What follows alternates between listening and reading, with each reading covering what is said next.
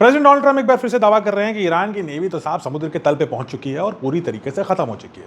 लेकिन ground reality उनके इस दावे को खोखला बताती है। सवाल यह है कि क्या सच में ईरान की ताकत स्पेशली नेवी को लेकर के खत्म हो चुकी है या फिर रियल थ्रेट अभी तो शुरू हुआ है, यानी पिक्चर तो अभी शुरू होने वाली है। चलिए आज समझते हैं इस सवाल को। यह वॉर कभी बड़े वॉरशिप की लड़ाई तो था ही नहीं, यह हमेशा छोटी, तेज और सस्ती बोट्स की लड़ाई था। और इसे कहा जाता है मस्कीटो फ्लीट, यानी मच्छरों जैसा छोटा छोटा मस्कीटो फ्लीट। और ये ऑपरेट करती है इस्लामिक रेवोल्यूशनरी गार्ड कोर यानी आईआरजीसी के अंडर। यानी ईरान के पास एक्चुअली एक नहीं दो नेवीज थी।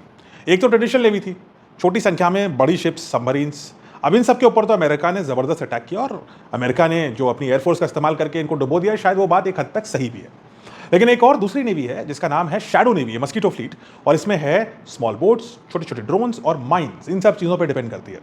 और आज जो बैटलफील्ड हो रही है, जो स्टेट ऑफ हॉर्मुज में हो रही है, महज 33 किलोमीटर की चौड़ाई में उथले पानी में, उसमें ईरान की सेकंड नेवी डोमिनेट कर रही है। तो समझते हैं ये मस्कीटो बोट्स इतनी डेंजरस क्यों हैं। इन बोट्स की जो स्पीड होती है वो अलग अलग बोट की अलग अलग होती है, बट 70 से 110 किलोमीटर प्रति घंटे की स्पीड से चलती है। 110 किलोमीटर बहुत ज़्यादा फास्ट है एक बोट के लिए। इसमें मशीन गन्स लैस होती हैं, रॉकेट्स, मिसाइल्स को भी कैरी कर सकती हैं, छोटी मिसाइल्स को। कुछ बोट्स माइंस बिछा सकती हैं और कुछ सुसाइड ड्रोन बोट्स की तरह भी इस्तेमाल करी जा सकती हैं, यानी जाकर के बैन कर दो जिस शिप को गिराना है उसके साथ। इसकी सबसे बड़ी बात यह है कि इनका साइज छोटा होता है और कभी कभी जो हल होता है, जिस मटेरियल से बनी होती है, वो वुडन होती है। यानी इसको मैग्नेटिक रूप से डिटेक्ट करना या रेडार के रूप से डिटेक्ट करना थोड़ा मुश्किल हो जाता है। इन बोट्स को आप फिशिंग हार्बर्स में छिपा सकते हैं, मछुआरों की जो बोट्स होती हैं उनके बीच में, क्योंकि दोनों लकड़ी की बनी है। इनको कोस्टल केव्स में हाइड कर सकते हैं और फिर अचानक कोऑर्डिनेट करके स्वॉर्म अटैक कर सकती हैं, यानी चारों जगह से निकलेंगे, मछुआरों के हार्बर से भी, केव से भी, और एकदम से एक साथ मिलकर कई बोट्स अटैक करेंगे। अब सबसे इंपॉर्टेंट स्ट्रैटेजी, ईरान को समुद्र कंट्रोल तो करना ही नहीं है, वो तो अमेरिका की प्रॉब्लम है। उसे बस इतना करना है कि जो मर्चेंट शिप्स आ रही हैं उनको रूट अनसेफ लगे। और यही हो रहा है स्ट्रेट ऑफ हॉर्मुज पर। आज टैंकर ट्रैफिक स्लो डाउन इसलिए हो चुका है क्योंकि इस डर की वजह से कि ईरान कहीं कुछ शिप पे अटैक ना कर दे, हर शिप का जो इंश्योरेंस कॉस्ट है वो कई गुना बढ़ चुका है।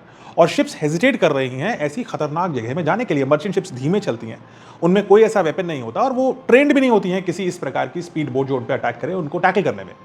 और यही ईरान की सबसे बड़ी ताकत बन गई है, क्योंकि एक छोटी बोट खोना ईरान के लिए सस्ता नुकसान है, लेकिन हर इंसिडेंट ग्लोबल ट्रेड के लिए महंगा पड़ता है। यानी एक एसिमेट्रिक वॉर ईरान छेड़ चुका है अब नेवी में भी, और अमेरिका 5-6 हफ्ते हो चुके हैं अभी तक इस एसिमेट्रिक नेवल वॉरफेयर में अपनी विजय पताका लहरा नहीं पा रहा है। उसे इनफैक्ट समझ में भी नहीं आ रहा है कि हम इन स्पीड बोट्स को टैकल कैसे करें, क्योंकि ट्रंप ऐसे क्लेम करते रहते हैं, होता कुछ है नहीं ग्राउंड पर।